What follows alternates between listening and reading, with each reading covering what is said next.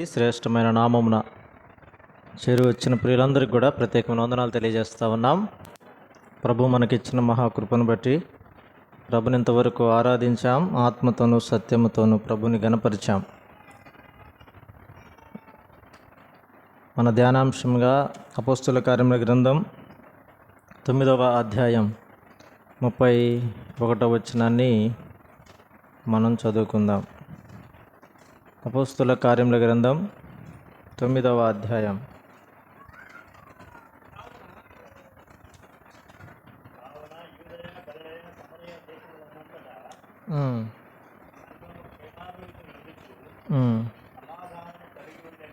సమాధానము కలిగి ఉండెను మరియు ప్రభునందు భయమును పరిశుద్ధాత్మ ఆదరణను కలిగి నడుచుకొనుచు విస్తరించుచుండెను. చదువుకున్న ఈ భాగాన్ని మరొకసారి నేను చదువుతాను, వినండి. కావున యూదయ, గలిలయ, సమరయ దేశములంతటా సంఘము క్షేమాభివృద్ధి నొందుచు అన్నాడు. సంఘము క్షేమాభివృద్ధి నొంచు అంటూ ఒకటంకేసి కింద ఏమన్నాడు? కట్టబడుచు అన్నాడు. సమాధానము కలిగి ఉండెను మరియు ప్రభువునందు భయమును పరిశుద్ధాత్మ ఆదరణి కలిగి నడుచుకొనుచు విస్తరించుచుండెను అనే మాటను మనం చూస్తూ ఉన్నాం. మనం చదువుకున్న భాగంలో 31వ వచనంలో యూదయ అన్నాడు, గలిలయ అన్నాడు, సమరయ అన్నాడు. ఈ దేశాలలో సంఘము కట్టబడుచు ఉంది. సంఘము క్షేమాభివృద్ధి పొందుతూ ఉంది అనే విషయాన్ని మనం చూస్తూ ఉన్నాం. సంఘము అంటే అపోస్తుల కార్యముల గ్రంథం ప్రకారం దేవుడు తన స్వరక్తమిచ్చి సంపాదించిన సంఘం. దేవుని స్వరక్తంతో కొనబడిన ప్రజలు సంఘం అంటే. సరే, ఇక్కడే ఒక వచనం చెప్పాడు. ఇక్కడే అపోస్తుల కార్యముల గ్రంథంలోనే దీనికి ఒక వచనాన్ని మనం చూస్తే, కొరింథీ పత్రికలో కూడా మొదటి అధ్యాయంలో, కొరింథీ పత్రికలో మొదటి అధ్యాయానికి రండి. మొదటి పత్రికలోనే మనం గతంలో కూడా ఒకసారి ఈ మాట చదివాం. మొదటి అధ్యాయం మొదటి 2 వచనాల్లో, దేవుని చిత్తం వలన యేసుక్రీస్తు యొక్క అపోస్తలుగా ఉన్నట్టుకు పిలువబడిన పౌలును సహోదరైన సుసేనేసును కొరింథీలోనున్న దేవుని సంఘమునకు, అనగా క్రీస్తు యేసునందు పరిశుద్ధ పరచబడిన వారై పరిశుద్ధులుగా ఉండుటకు పిలువబడిన వారికి. ఇక్కడ ఆగుదాం మనం. ఇప్పుడు సంఘము అంటే మనం చదువుకున్న 2వ వచనం, కొరింథీ మొదటి పత్రిక 2వ వచనం ప్రకారం సంఘము అంటే క్రీస్తు యేసునందు పరిశుద్ధపరచబడిన వారై రెండోది ఏమన్నాడు? పరిశుద్ధులుగా ఉండుటకు పిలువబడిన వారికి.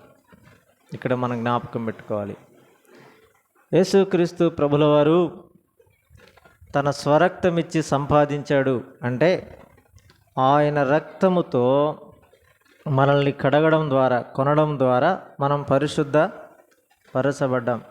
యోహాను రాసినటువంటి మొదటి పత్రికలో ఏముంది? యేసు రక్తము ప్రతి పాపము నుండి మనల్ని కడిగి పవిత్రులుగా చేయను. యేసుక్రీస్తు వారి రక్తం ఆ కల్వరి శిలువలో, హెబ్రీయులకు రాసిన పత్రిక 13వ అధ్యాయంలో, గవని వెలుపట ఆయన మన కొరకు శ్రమపడి ఆయన మనల్ని పరిశుద్ధులుగా చేయటానికి అర్పణముగా, బలిగా చేయబడ్డ దేవుడు హెబ్రీయులకు రాసిన పత్రికలో మనకు కనబడతాడు. ఆ ప్రభు అయిన యేసుక్రీస్తు వారు ఆయన సంఘాన్ని నిర్మాణం చేయడానికి, సంఘమును స్థాపించటానికి ఎలాగూ ఆయన సంఘాన్ని స్థాపించాడంటే అపోస్తల కార్యాల గ్రంథం మనం చదువుకున్న వచనం ప్రకారంగా ఆయన స్వరక్తం ఇచ్చి అన్నాడు. ఆ స్వరక్తం ఇచ్చే క్రమంలో ఆయన హెబ్రీయులకు రాసిన పత్రిక ప్రకారం ఆయన గవిని వెలుపట శ్రమను పొందాడు. ఆయన బాధను అనుభవించాడు, ఆయన వేదన అనుభవించాడు, ఆయన నిందను అవమానాన్ని భరించాడు, ఆయన రక్తమును చిందించాడు. ఇప్పుడు ఆయన రక్తము ద్వారా మనల్ని పరిశుద్ధ పరిచాడు. యోహాను రాసిన మొదటి పత్రిక 1వ అధ్యాయం 7వ వచనం ప్రకారం ఆయన మనల్ని పరిశుద్ధ పరచడానికి ఆయన రక్తమును కార్చాడు అనే మాట చూస్తూ ఉన్నాం. తర్వాత వచనాన్ని మనం చదివాం కదా. క్రీస్తు యేసునందు పరిశుద్ధ పరచబడిన వారై పరిశుద్ధులుగా ఉండుటకు పిలువబడిన వారికి అన్నాడు. పరిశుద్ధులుగా ఉండడం ఎవరి బాధ్యత? మన బాధ్యత. పరిశుద్ధులుగా ఉండడానికి ప్రభువు కొన్ని సాధనాలు మనకిచ్చాడు. ఏమిటి ఆ సాధనాలు? దేవుని వాక్యం అనే సాధనాన్ని మనకిచ్చాడు. ఈ వచనాన్ని మనం ఆలోచన చేస్తే చూడండి, వచనం ఎఫెసీ పత్రికలోనే కొత్త నిబంధనలో చూడవచ్చు, కీర్తనల గ్రంథంలో కూడా మనం ఆ వచనాలు చూస్తాం. ఎఫెసీ పత్రిక 5వ అధ్యాయంలో 5:17 చివరి 5వ అధ్యాయం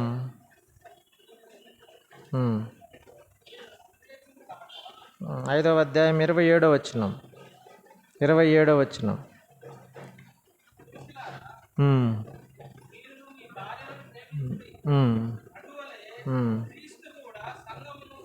క్రీస్తు కూడా సంఘమును ప్రేమించి అది కళంకమైనను ముడతయను అట్టిది మరి ఏదైనను లేక పరిశుద్ధమైనదిగాను నిర్దోషమైనదిగాను మహిమగల సంఘముగాను ఆయన తన ఎదుట దానిని నిలబెట్టుకొనవలనని.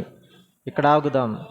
వాక్యముతో ఉదక స్నానము చేత దానిని పవిత్రపరిచి పరిశుద్ధ పరచుటకై దాని కొరకు తన్ను తాను అప్పగించుకొనెను. ఇక్కడ వాక్యముతో ఉదక స్నానము చేత అన్నాడు. మనము పరిశుద్ధ పరచబడడానికి దేవుని వాక్యం మనకు ఒక సాధనంగా ఉంది అనే విషయాన్ని జ్ఞాపకాన్ని తీసుకొస్తా ఉన్నాం. 119వ కీర్తనలో ఉంది కదా, నేను పాపము చేయకుండానట్లు నీ వాక్యము నా హృదయములో ఉంచుకొని ఉన్నాను అన్నాడు. అంటే దేవుని వాక్యం పాపాన్ని చేయకుండా నివారించటానికి ఒక సాధనంగా ఉంది. దేవుని వాక్యం ఒక సాధనంగా ఉంది అనే విషయాన్ని చూస్తూ ఉన్నాం. పాపము చేయకుండా అంటే పరిశుద్ధులుగా మనం జీవించటానికి మనకొక సాధనం దేవుని వాక్యం అనే విషయాన్ని చూస్తూ ఉన్నాం. అపోస్తల కార్యముల గ్రంథంలో 15వ అధ్యాయం, అపోస్తల కార్యముల గ్రంథం 15వ అధ్యాయం 9వ వచనం 9. వారి హృదయములను విశ్వాసం వలన పవిత్రపరిచి మనకుని వారికిని ఏ భేదమైనను కనపరచలేదు. ఈ 9వ వచనంలో మనం ఆలోచన చేస్తున్న మరొక మాట ఏంటంటే విశ్వాసము వలన పవిత్రత అనే మాట మనం చూస్తూ ఉన్నాం. వాక్యము ద్వారా పవిత్రతను మనం కాపాడుకోవడానికి అవకాశం ఉంది. విశ్వాసము ద్వారా కదా పవిత్రతను మనం కాపాడుకోవచ్చు. దేవుని పైన ఉండిచేటువంటి ప్రగాఢమైన విశ్వాసం మన పరిశుద్ధతను కాపాడుతా ఉంది అనే విషయాన్ని మనం చూస్తాం. మరొకసారి అపోస్తల కార్యములలో పరిశుద్ధాత్మని గూర్చిన సత్యాలు ఉన్నాయి. అక్కడ కూడా మన విషయాన్ని జ్ఞాపకం చేయట్లేదు, కానీ మరొక మాట నేను చెప్తా ఉన్నాం. మరొక మాట కొరింథీ పత్రికలో మొదటి పత్రిక 6వ అధ్యాయం 11వ వచనం. కొరింథీ పత్రిక మొదటి పత్రికలో 6వ అధ్యాయం మీలో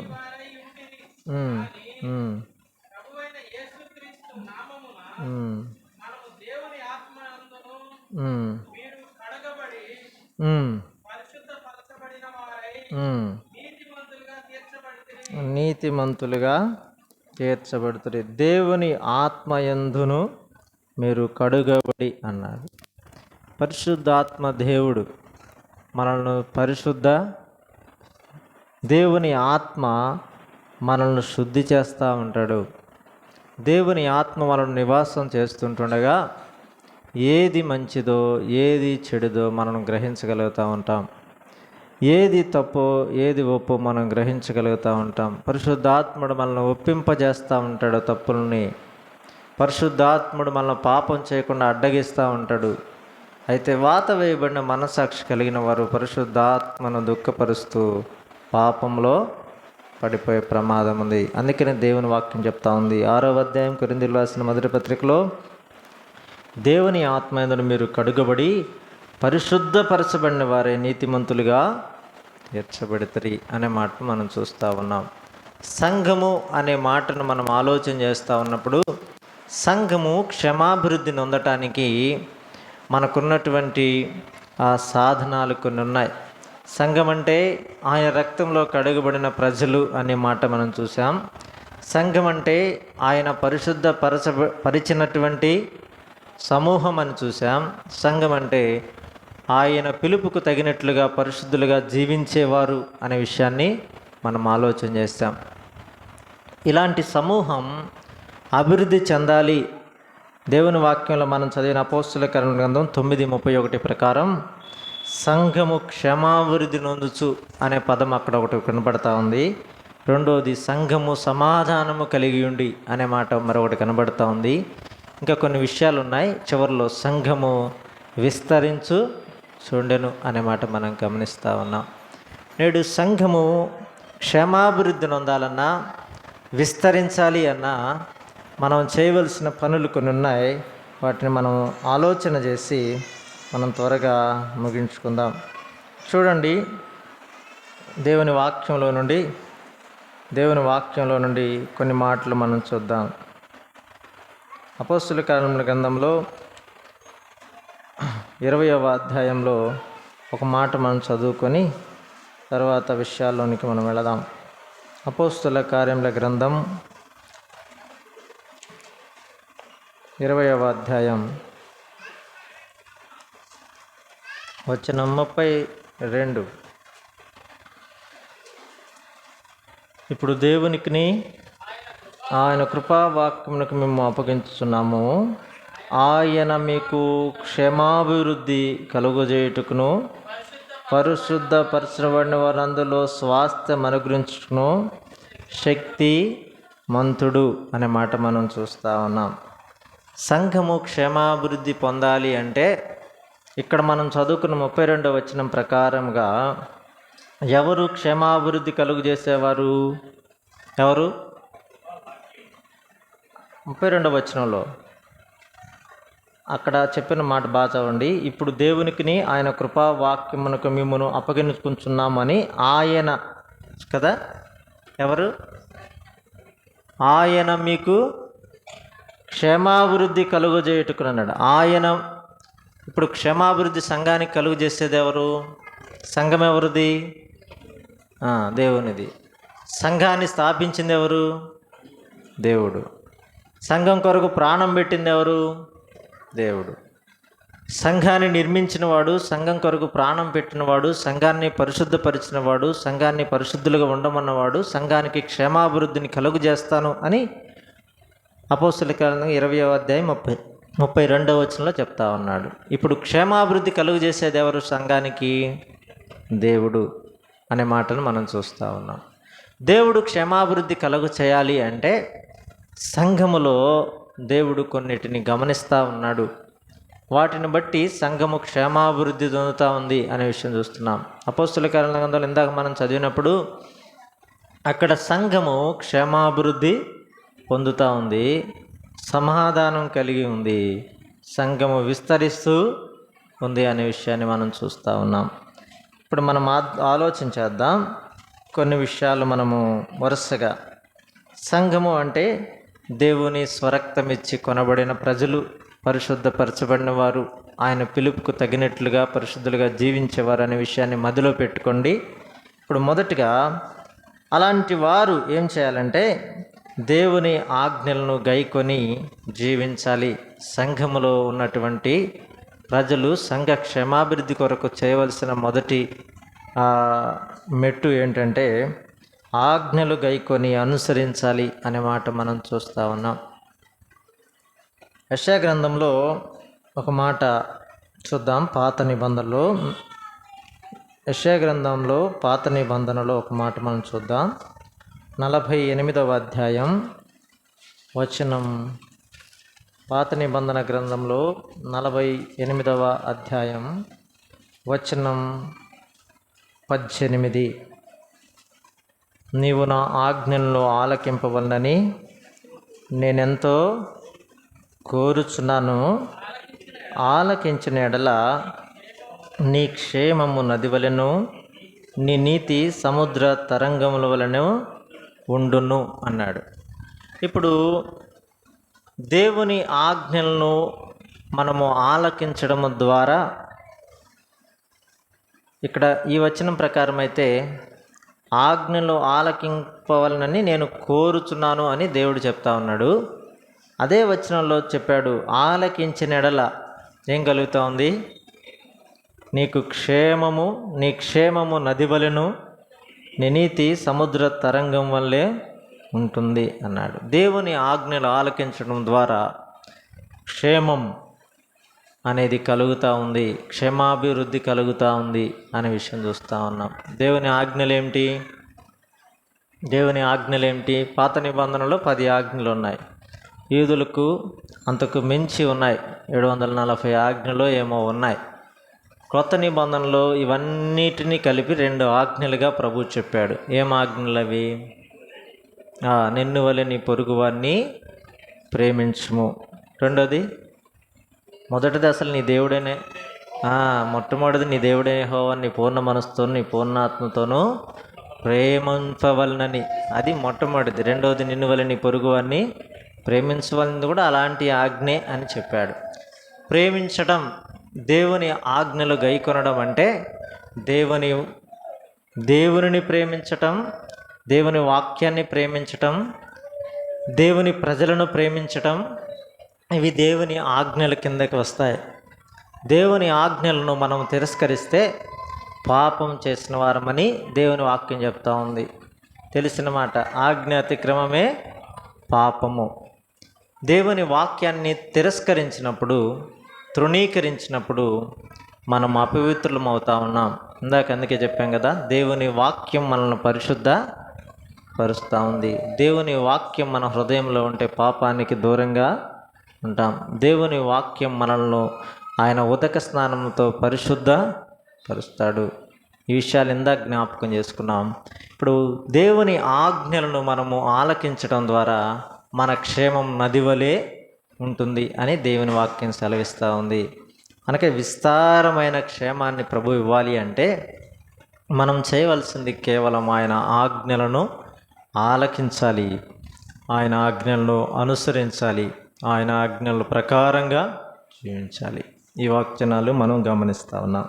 మరొక మాట, సమూయేలు గ్రంథం మొదటి గ్రంథం 15వ అధ్యాయం 24వ వచనంలో కూడా, సమూయేలు మొదటి గ్రంథం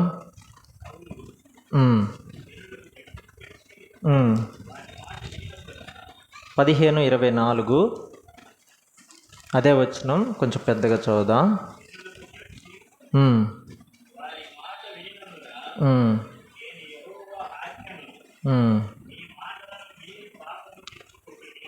నీ మాటను మీరి పాపము తెచ్చుకుంటున్నా. ఎవరు? సౌలు జనులకు జడిసి వారి మాట విన్నందున నేను యెహోవా ఆజ్ఞను నీ మాటలను మీరి పాపము తెచ్చుకుంటుని. ఇక్కడ దేవుని ఆజ్ఞను మీరినటువంటి సౌలు కనబడతా ఉన్నాడు. పై వచనాలను మనం చదివితే అమాలేకీయులను నిర్మూలన చేయమని దేవుడు చెప్పాడు. అమాలేకును నిర్మూలన చేయమంటే అమాలేకులను నిర్మూలన చేశాడు, కానీ అక్కడ నుండి కొన్నింటిని తీసుకొచ్చాడు. ఏం తీసుకొచ్చాడు? ఎందుకు తీసుకొచ్చానని చెప్పాడు? 21వ వచనంలో చెప్తాడు కదా, నీ దేవుడైన యెహోవాకు బలి అర్పించుటకై జనులు శపితముల గొర్రెల్లోనూ ఎడ్లలోనూ ముఖ్యమైన వాటిని తీసుకుని వచ్చిన సమయాలతో చెప్పాను అనే మాట మనం చూస్తూ ఉన్నాం. అన్నిటినీ సంహరించమంటే కొన్నింటిని తీసుకొని వచ్చాడు, దేవుని ఆజ్ఞను మీరాడు. ఇక్కడ సౌలు చెప్తాడు, జనులకు జడిసి వారి మాట వినినందున నేను యెహోవా ఆజ్ఞను నీ మాటను మీరి పాపము తెచ్చుకుంటున్నాడు. దేవుని ఆజ్ఞను మీరిన వాడిగా పాత నిబంధన గ్రంథంలో మొట్టమొదటి రాజు అయిన సౌలు మనకు కనబడుతూ ఉంటాడు. రాజు రాజ్య పరిపాలన చేయడానికి 40 సంవత్సరాల కాలం ఉన్న దేవుని ఆజ్ఞను మీరటం ద్వారా దేవునికి అయిష్టుడిగా సౌలు చేయబడ్డాడు. ఈ విషయాలు మనం చూస్తూ ఉన్నాం. అభివృద్ధి చెందవలసినటువంటి వ్యక్తి పడిపోవడానికి కారణం దేవుని ఆజ్ఞ మీరడం. దేవుడు వద్దు అన్నది చేయడమే సౌలు యొక్క పతనానికి కారణమైంది. సంఘములో కూడా అంతే. దేవుని ఆజ్ఞలు మనం మీరినప్పుడు, దేవుడు వద్దన్నది మనం చేసినప్పుడు మనం మాత్రమే కాదు కానీ మనతో పాటుగా సంఘము నష్టానికి గురి అవుతుంది. ఈ విషయాన్ని మనం గ్రహించాలి.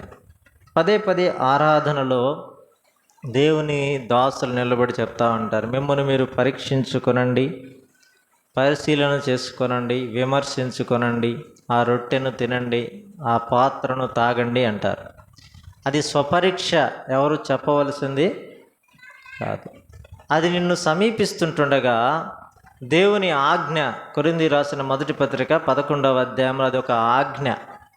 నన్ను జ్ఞాపకం చేసుకున్నట్టుగా దీనిని చేయుడి అని ప్రభు చెప్పాడు. ఇది ఆజ్ఞ. ఆయన ఆజ్ఞలు మనం పాటించే క్రమములో ఆయన చెప్పాడు, మనము ఎలాగుండి దానిలో పాలు పంపులు పొందాలో ఒక సూచన చేశాడు ప్రభువు. అలాగూ మనం చేయాలి. అది మనల్ని సమీపిస్తుండగా, లేక మనకు ఆ సందర్భానుసారమైన వాక్య వివరణ మనకు అర్థమవుతుంటుండగా మనము దేవుని ఆజ్ఞను అనుసరించిన వారమై, దేవుని ఆజ్ఞను ఆలకించిన వారమై, దేవుని ఆజ్ఞ ప్రకారం జీవించడానికి ఇష్టపడ్డ వారమైతే మనం ఆ బలలో పాలు పంపులు పొందే విధానంలో మార్పు వస్తూ ఉంది. అలాగూ మనం ఆలోచన చేసినప్పుడు కదా, అవిధేయతతో సౌలు చేసిన పని నష్టాన్ని తీసుకొచ్చినట్లుగా అవిధేయతతో మనం చేసేటువంటి పని మనకు నష్టానితో పాటుగా సంఘానికి, సంఘ క్షేమాభివృద్ధికి మనం ఒక ఆటంకంగా ఉంటాం అనే విషయాన్ని దేవుని వాక్యం హెచ్చరిస్తూ ఉంది. దేవుని సంఘం క్షేమాభివృద్ధి పొందాలి అంటే మనము దేవుని ఆజ్ఞను అనుసరించే వారిగా, ఆలకించే వారిగా, గైకొనే వారిగా ఉండాలి అనడానికి ఈ మాట నేను జ్ఞాపకాన్ని తీసుకొస్తా ఉన్నాం. 119వ కీర్తన 98వ చరణం. ఇదే ఆజ్ఞలు అనే మాటకు మరొక వచనాన్ని జోడిస్తూ ఉన్నాం. 119వ కీర్తన, నీ ఆజ్ఞలు నిత్యము నాకు తోడుగా ఉన్నవి, నా శత్రువులను మించిన జ్ఞానము అవి నాకు కలుగా. దేవుని ఆజ్ఞలట నిత్యము మనకు తోడుగా, ఎవరు తోడుగా ఉన్నా లేకపోయినా తోడుగా ఉండేదేంటి? దేవుని ఆజ్ఞలు అన్నాడు. దేవుని ఆజ్ఞలు, దేవుని ఆజ్ఞలు నిత్యము తోడుగా ఉంటాయి అనే విషయాన్ని మనం చూస్తూ ఉన్నప్పుడు 98లో అన్నాడు కదా, నా శత్రువులను మించిన జ్ఞానం అవి నాకు కలుగుజేయుచున్నవి అన్నాడు. ఆ మాటను జ్ఞాపకం పెట్టుకోండి. తోడుగా ఉండేటువంటి దేవుని ఆజ్ఞలను మనం అనుసరిద్దాం అని నేను చెప్తా ఉన్నాను.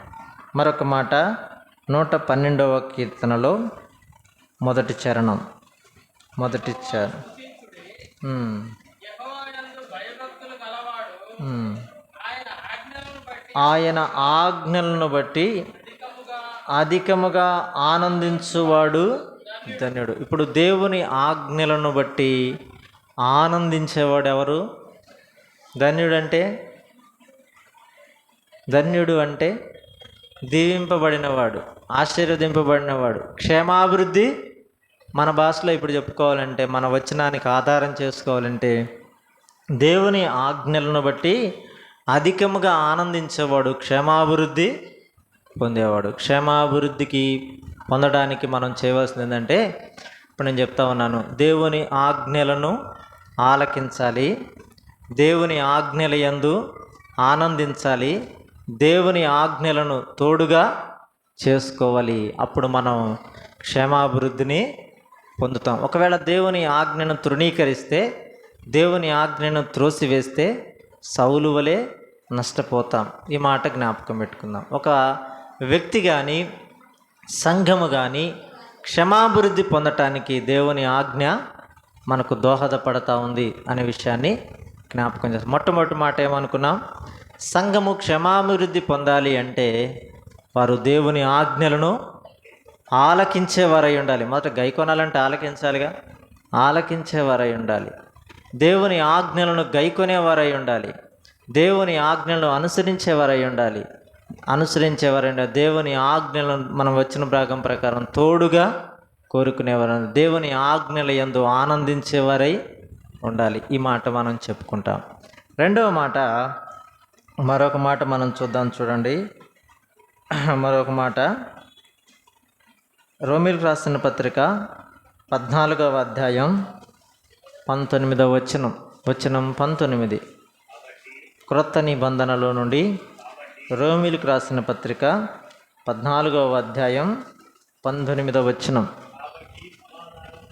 కాబట్టి సమాధానమును పరస్పర క్షమాభివృద్ధిని కలుగజేయు వాటినే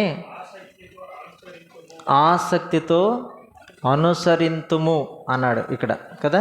అనుసరింతుమంటే వెంటాడుదుము అనే మాటను చెప్పాడు.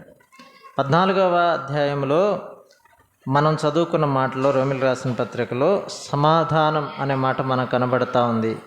కాబట్టి 19వ వచనంలో, కాబట్టి మనుషుల దృష్టికి యోగ్యుడై ఉన్నాడు 18వ వచనంలో కదా, ఈ విషయంలో పరిశుద్ధాత్మని ఆనందమును అంటూ క్రీస్తునకు దాసుడైన వాడు దేవునికి ఇష్టడును మనసు దృష్టికి యోగ్యుడై ఉన్నాడు. కాబట్టి సమాధానమును పరస్పర క్షమాభివృద్ధి కలుగుజేయ వాటినే. దేవుని సంఘానికి సమాధానము పరస్పర క్షేమాభివృద్ధి కలుగు చేసే వాటిని మనం ఏం చేయాలి? వెంటాడాలి అన్నాడు. పరస్పర క్షేమాభివృద్ధి ఏం కలుగు చేస్తాయి? అపోస్తుల కాలం మధ్యలో సంఘం స్థాపించబడింది. పేతురు తక్కిన అపోస్తులు 11 మంది నిలవబడి యేసుక్రీస్తు ప్రభువును గూర్చినటువంటి, ఆయన మన కొరకు మరణించి సమాధి చేయబడ్డ విధానాన్ని వివరిస్తున్న, క్రీస్తు మన కొరకు చనిపోయి తిరిగి లేపబడ్డాడు, ఆయన సజీవుడు, దానికి మేము సాక్షులమని వారికి గొప్ప ప్రసంగం చేశారు. ఆ తర్వాత అక్కడ వారు 3000 మంది ప్రభుని చేర్చుకొని బాప్తిస్మం ద్వారా సంఘంలో చేర్చబడ్డారు. వారు అపోస్తల బోధ యందు, సహవాసం యందు, రొట్టె విరుచుట యందు వారు ఎడతెగక ఉండగా సంఘము విస్తరిస్తూ వస్తూ ఉంది. ఈ విషయాన్ని మనం చూస్తూ ఉన్నాం. సంఘము క్షేమాభివృద్ధి, పరస్పర క్షేమాభివృద్ధి పొందడానికి ఇక్కడ మనం చదివిన వచనం ప్రకారం 14వ అధ్యాయం 19వ వచనం ప్రకారం, కాబట్టి సమాధానమును పరస్పర క్షేమాభివృద్ధిని కలుగుజేయి వాటిని ఆసక్తితో అనుసరింతుము అన్నాడు. వీటిని మనం అనుసరించడం ద్వారా కదా, ఏం చెప్పాం? అపోస్తుల కార్యాల గ్రంథంలో 4 పిల్లర్స్ వాటిని చెప్తాడు మనవాడు. ఏం చెప్తారు?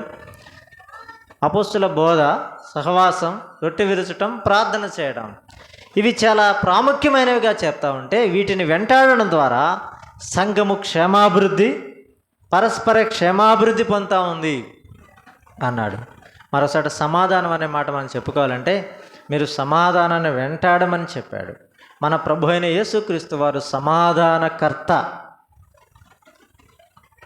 ఆ మాటను మనం జ్ఞాపకం చేసుకుంటా ఉన్నాం. నేను ఎక్కువ విషయాలు చెప్పడం లేదు, కానీ ఎఫెసీ పత్రిక 2వ అధ్యాయం 14వ వచనం, ఎఫెసీ పత్రిక 2వ అధ్యాయం 14వ వచనంలో, 2వ అధ్యాయం 14వ వచనం, వచనం 14.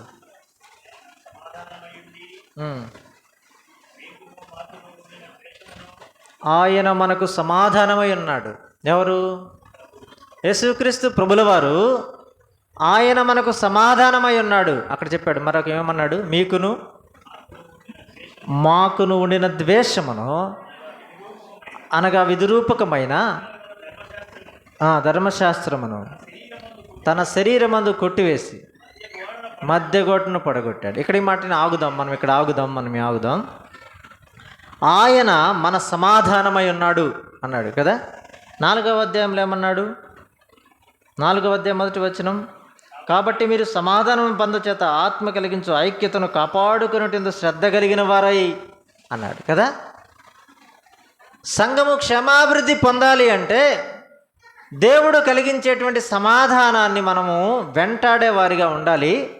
ఇక్కడ చెప్పాడు 4వ వచనంలో, సమాధానం బంధకము చేత ఆత్మ కలిగించు ఐక్యతను కాపాడుకోవాలి. సంఘము క్షమాభివృద్ధి పొందే క్రమములో మనము సమాధాన సంబంధమైన బంధమును ఐక్యం చేత మనం కాపాడుకునేవారిగా ఉండాలి. ఈ విషయాన్ని మనం చూస్తూ ఉన్నాం. మొదటిది దేవుని ఆజ్ఞలు గైకొనడం అయితే, రెండవది పరస్పర క్షమాభివృద్ధిని సంఘానికి కలుగు చేసే వాటిని వెంటాడడం, అదే సమయంలో సమాధానంతో ఆ బంధముతో మనం కట్టబడి ఉండడం ద్వారా సంఘము అభివృద్ధి పొందుతుంది అనే మాటను చెప్తా ఉన్నాం. మూడవ మాటగా మనం చూస్తూ ఉన్నాం. మూడవ మాటగా కీర్తనల గ్రంథంలో పాత నిబంధన 122వ కీర్తనల గ్రంథం 122వ కీర్తనలో 6వ వచనంలో మనం ఒక మాట చూస్తాం. యెరూషలేము యొక్క క్షేమము కొరకు ప్రార్థన చేయడి.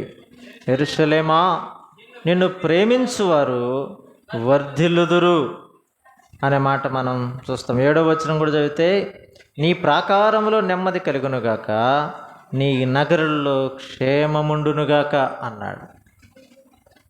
సంఘము క్షేమాభివృద్ధి పొందే క్రమంలో, వర్ధిల్లే క్రమములో ఇక్కడ మనకు మరొక సాధనం ఏమిచ్చాడంటే, యెరూషలేము యొక్క క్షేమము కొరకు ప్రార్థన చేయాలి.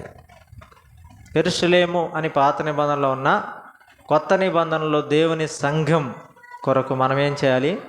ప్రార్థన చేయాలి. 6వ వచనంలో ప్రార్థన చేయడి. దేని కొరకు? క్షేమము కొరకు. సంఘము క్షేమాభివృద్ధి పొందటానికి మనము చేయవలసిన పని ఏమిటంటే ప్రార్థన. ఇదేం ఖర్చుతో కూడింది కాదు. ఎక్కడ ఉన్నా, ఏ స్థలంలో ఉన్నా చేయవచ్చు, ఇంటి దగ్గర ఉన్నా చేయవచ్చు కదా. ఏ సమయం కుదిరితే ఆ సమయంలో మనం ప్రార్థన చేయవచ్చు. దీని ద్వారా క్షేమాభివృద్ధి పొందుతారు అనే విషయం చూస్తూ ఉన్నాం. యెరూషలేము క్షేమాభివృద్ధి కొరకై మీరు ప్రార్థన చేయండి అంటూ 7వ వచనంలో చెప్పాడు. నీ ప్రాకారంలో నెమ్మది కలుగునుగాక, నీ నగరుల్లో క్షేమముండునుగాక. ఎప్పుడైతే ప్రార్థన చేస్తామో నెమ్మది అనే మాటను చెప్పాడు కదా. నెమ్మది అనే మాటను ఉపయోగించాడు, అలాగే క్షేమం అనే మాటను ఉపయోగించాడు. మరొక మాట అక్కడ చెప్పాడు, యెరూషలేము నిన్ను ప్రేమించువారు వర్ధిల్లుదురు. సంఘమును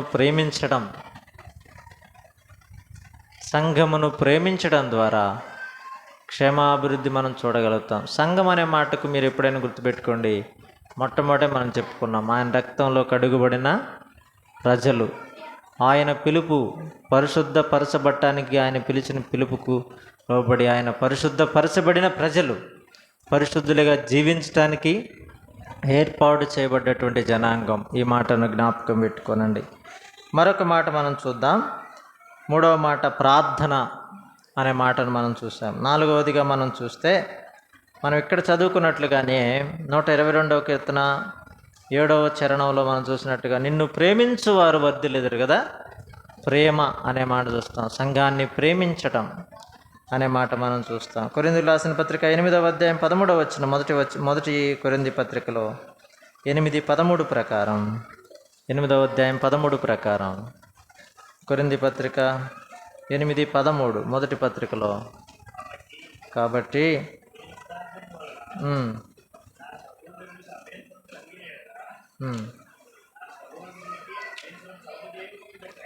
ఉమ్. 8వ అధ్యాయం కొరింథీ 8వ అధ్యాయం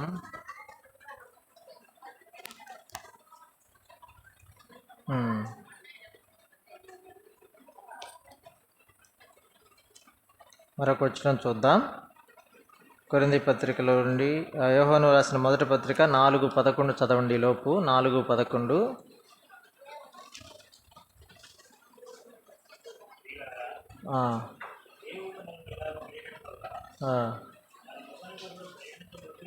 ఒకరినొకరు ప్రేమింప బద్ధులమై ఉన్నాము. ఆ మాట చూద్దాం. తర్వాత 3వ అధ్యాయం 1-2 వచనాలు కూడా యోహాను రాసిన మొదటి పత్రికలో నుండి, దేవుని పిల్లలకు పిలువబడినట్లు తండ్రి మనకెట్టి ప్రేమను అనుగ్రహించును చూడుడి, మనము దేవుని పిల్లలమే, ఈ హేతువు చేత లోకము మనల్ని ఎరుగదు, ఎలయనగా అది ఆయనను ఎరుగలేదు. ప్రియులారా, ఇప్పుడు మనము దేవుని పిల్లలమై ఉన్నాము.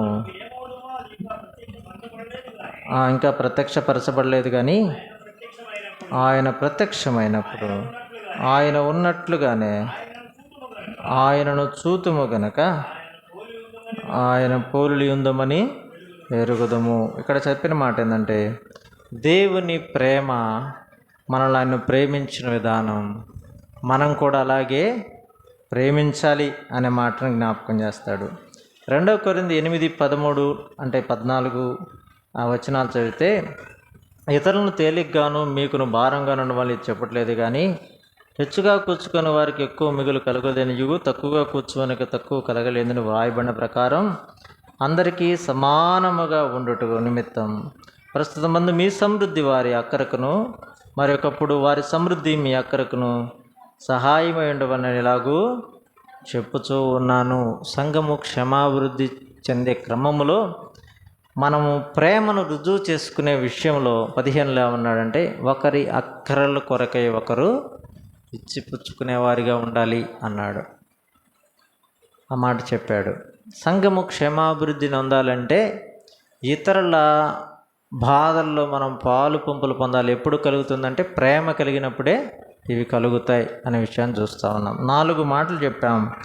1, సంఘము క్షేమాభివృద్ధి పొందటానికి దేవుని ఆజ్ఞలు మనము పాటించేవారిగా, అనుసరించేవారిగా, గైకొనేవారిగా, వెంటాడేవారిగా ఉండాలి అని చెప్పాం. 2వదిగా సమాధానాన్ని, పరస్పర క్షమాభివృద్ధిని కలుగజేసేటువంటి సాధనాలుగా ఉన్న దేవుని బోధ మనం పాటించేవారిగా, సమాధానాన్ని వెంటాడేవారిగా ఉండాలి. అపోస్తలుల కార్యములు 2:42 ప్రకారం చెప్పినట్లు బోధ యందు, సహవాసం యందు, రొట్టె విరుచును, ప్రార్థన చేయడం ఎడతెక్క ఉండాలి అనే విషయాన్ని జ్ఞాపకం చేసుకుంటూ వచ్చాం. 3వదిగా దేవుని సంఘము కొరకు మనం ప్రార్థించేవారిగా ఉండాలని. 4వదిగా దేవుని సంఘమును మనం ప్రేమించేవారిగా ఉండాలి అనే విషయాన్ని మనం జ్ఞాపకం చేస్తూ వచ్చాం. మరొక మాట మనం చూద్దాం. ఎఫెసీ పత్రిక 4వ అధ్యాయం 13వ వచనం.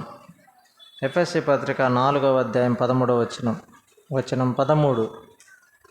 4వ అధ్యాయం 13వ వచనం. పరిశుద్ధులు సంపూర్ణులగునట్లు క్రీస్తు శరీరము క్షమాభివృద్ధి చెందుటకును పరిచర్య ధైర్యము జరుగుటకును ఆయన కొందరిని అపోస్తలుగాను, కొందరిని ప్రవక్తలుగాను, కొందరిని సువార్తికులుగాను, కొందరిని కాపర్లుగాను, ఉపదేశకులుగాను నియమించెను అనే మాట మనం చూస్తూ ఉన్నాం. సంఘము క్షేమాభివృద్ధి పొందడానికి దేవుడు కొందరిని ఎలా నియమించాడట? కొందరిని ఆ వచనాల్లో మనం అనుకున్న పదం ఉమ్, ఉమ్, కాపరులుగాను. మొట్టమొదటి మనం చదివిన మాటలో క్షేమాభివృద్ధి చెందుటకు పరిచర్య ధర్మము జరుగుటకు అన్నాడు. పరిచర్య ధర్మం, పరిచర్య క్రమము జరగడానికి వీళ్ళందరినీ నియమించాడు. అసలు పరిచర్య చేయడమే ఒక గొప్ప భాగ్యం. సంఘము క్షేమాభివృద్ధిని పొందాలంటే పరిచర్యలు నానా విధాలుగా ఉన్నాయి. పరిచర్యలు నానా విధాలుగా ఉన్నాయి. కొందరు కాపర్లుగా ఉన్నారు, కొందరు ఉపదేశకులుగా ఉన్నారు, కొందరు అపోస్తులుగా ఉన్నారు, కొందరు బోధకులుగా ఉన్నారు కదా, కొందరు ప్రవక్తలుగా ఉన్నారు, అయితే కొందరు సువార్తికులుగా ఉన్నారు. అయితే పరిచర్య ధర్మం జరిగించటానికి వీరందరూ ఉన్నారు. పరిచర్య జరిగించటం ద్వారా సంఘము క్షేమాభివృద్ధి అంతా ఉంది. పరిచర్యలు నానా విధాలుగా ఉన్నాయి. కేవలం బోధించటమే కాదు, కేవలం ఉపదేశించటమే కాదు, కేవలం సువార్తీకరణ జరగడం మాత్రమే కాదు, కానీ పరిచర్యలు నానా విధాలుగా ఉన్నాయి. స్థానిక సంఘాలలో పరిచర్యలు చాలా విధాలుగా ఉన్నాయి. పని చేయడం అనేది క్రియారూపకంగా సంఘాలలో మనం జరిగిస్తూ వస్తుంటుండగా దేవుడు క్షేమాభివృద్ధి కలుగజేస్తాడు సంఘానికి అనే విషయాన్ని మనం చూస్తూ వస్తూ ఉన్నాం. ఎన్నో పనులు ఉన్నాయి. రోమిలకు రాసిన పత్రికలో వారు పౌలును వెంటాడి పరిచర్యలో ఉన్నారు స్త్రీలు చాలామంది కదా. రోమిలకు రాసిన పత్రికలో మనం చూస్తాం 100 వచనాలు చెప్పేటప్పుడు. అలాగున దేవుని సంఘములో ఏం పని ఉందో మనం వాటిని చేయడం, ఆ పరిచర్య చేయడం దేవుడు మనకిచ్చిన భాగ్యంగా ఎంచి చేయడం ద్వారా సంఘము క్షేమాభివృద్ధి పొందుతూ ఉంది అనే విషయాన్ని మనం చూస్తాం. కొరింథీయులకు రాసిన పత్రికలో మొదటి పత్రిక 12వ అధ్యాయం 7వ వచనంలో ఒక మాట, 12:7లో ఒక మాట చూస్తాం. ఆయనను అందరి ప్రయోజనము కొరకు ప్రతివానికి ఆత్మ ప్రత్యక్షత అనుగ్రహింపబడుచున్నది. అందరి, ఇక్కడ మనం జ్ఞాపకం పెట్టుకోవాల్సిన మాట, అందరి ప్రయోజనము కొరకు, అందరి ప్రయోజనము కొరకు అనే మాట మనం చూస్తూ ఉన్నాం. మనం చేసే పని అందరి ప్రయోజనం కొరకు చేయాలి. దాన్ని చేస్తే నాకేముందులే అని అనుకోవడానికి కాదు, కానీ అది చేయడం ద్వారా సంఘము క్షేమాభివృద్ధి నొందుతుంది. అందరూ ప్రయోజనం పొందుతారు, దాని ద్వారా ప్రతిఫలాన్ని పొందుతారు అనే మాట మనం చూస్తూ వస్తూ ఉన్నాం. మార్కు సువార్త 10వ అధ్యాయంలో 43వ వచనం. మార్కు సువార్త 10వ అధ్యాయంలో 43వ వచనం.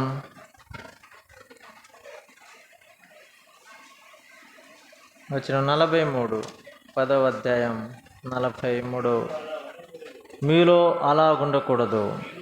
మీలో ఎవడైనను గొప్పవాడై ఉండగోరినట్లా వాడు మీకు పరిచారము చేయువాడై ఉండవలెను. మీలో ఎవడైనను ప్రముఖుడై ఉండగోరిన ఎడల వాడు అందరికీ దాసుడై ఉండవలెను. మనుష్య కుమారుడు పరిచారము చేయించుకున్నటకు రాలేదు, కానీ పరిచారము చేయుటకును అనేకులకు ప్రతిగా విమోచన క్రయధనముగా తన ప్రాణమునిచ్చుటకును వచ్చానెను. ప్రభు ఎందుకు వచ్చాడట? ప్రభు ఎందుకు వచ్చాడు? పరిచారము చేయుటకును అనేకులకు ప్రతిగా విమోచన క్రయధనముగా ప్రాణం ఇవ్వడానికి వచ్చాడు. మనం ఇక్కడ జ్ఞాపకం పెట్టుకునే మరో మాట ఏంటంటే, పరిచర్య అనేది గొప్ప భాగ్యం అని మనం ఎంచి చేసినప్పుడు సంఘము క్షేమాభివృద్ధి నొందుతుంది. యేసుక్రీస్తు ప్రభుల వారు ఆయన పరిచారకుడిగా వచ్చాడు, ఆయన పరిచర్య జరిగించాడు అనే విషయాన్ని మనం జ్ఞాపకం చేసుకున్నాం. అనేకులకు ప్రతిగా విమోచన క్రయధనముగా తన ప్రాణాన్ని ఇచ్చిన ప్రభు ఆయన ఎంత గొప్ప పరిచారకుడో కదా.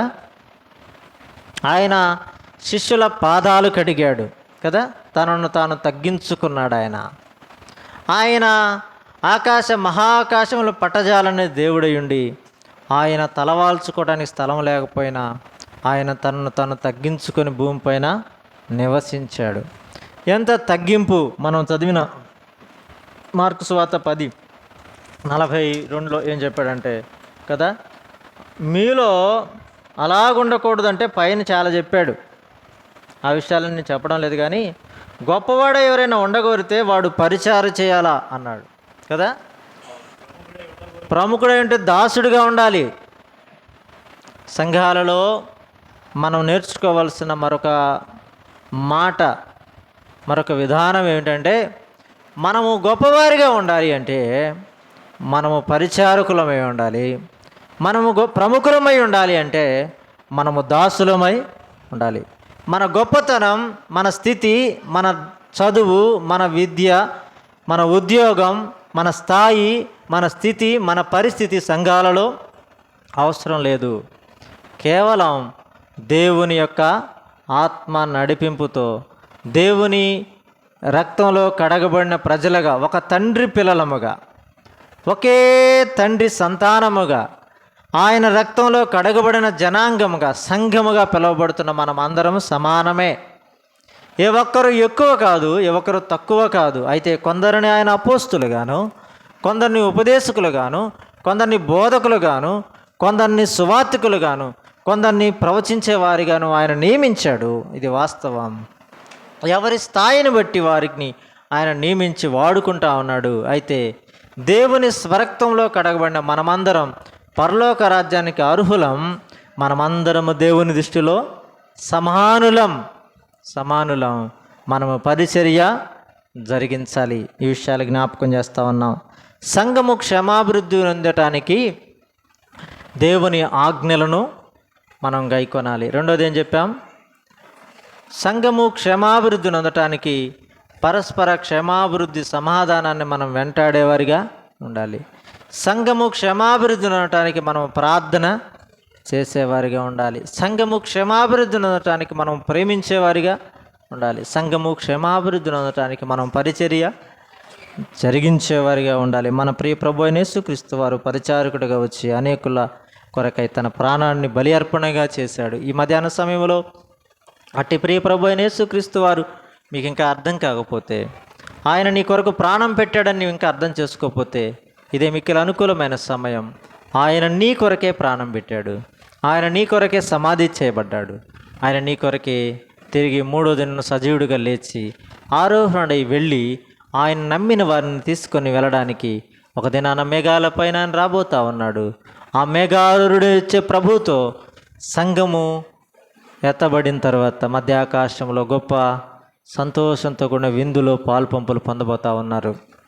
సంఘము క్షమాభివృద్ధి ఉంది. ఈ క్రమంలో మన పాత్ర మనం పోషించి ప్రభువును మహిమ పరచుదుముగాక.